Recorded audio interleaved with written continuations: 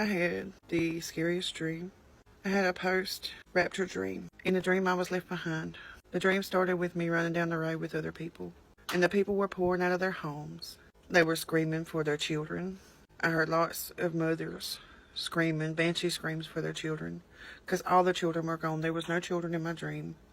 No babies, no young children. Everybody was grown or very much teenage and up. I heard men cursing God. I heard people saying things like, I wish I would have listened to my grandmother. Jesus took them. They're gone. It's too late. Why didn't I listen? Why didn't I get saved? Why didn't I listen to my mom? Why didn't I listen to whoever it was? Why didn't I listen? Why didn't I care? And then, oh, it was just so bad. People's eyes around me, the people began to go really crazy. When I say crazy, like there was this, like they were changing. They weren't themselves anymore. Like they were being taken over, and I could see everybody's eyes around me changing. Their eyes were turning yellow and red with fire, and it was awful.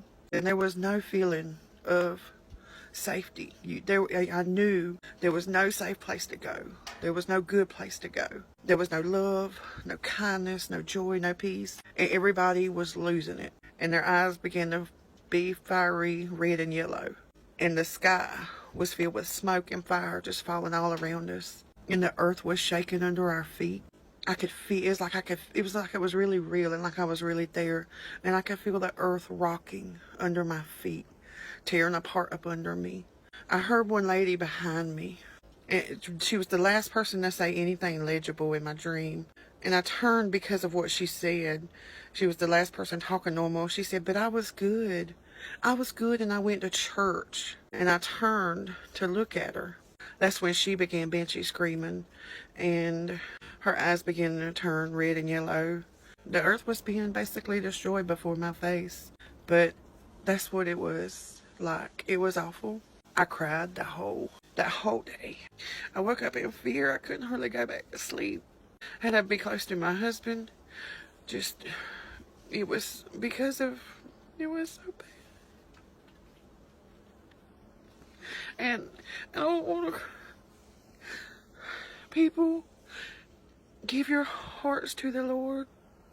Let Him in. Let Jesus in. He came and He died for you. He died for you. He died for me. He died for us all.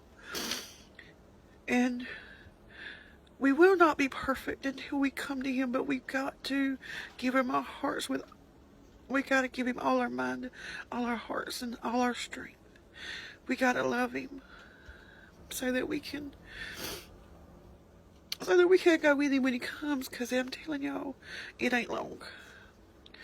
And I called my mom, and I was still crying that day. And it was late in the day. It was evening time, and I was still crying. And she's like, baby, the Lord gave you that dream to tell people. You got to tell people. So I'm telling y'all, give your heart to the Lord. Do not be left behind. It's not where you're going to want to be.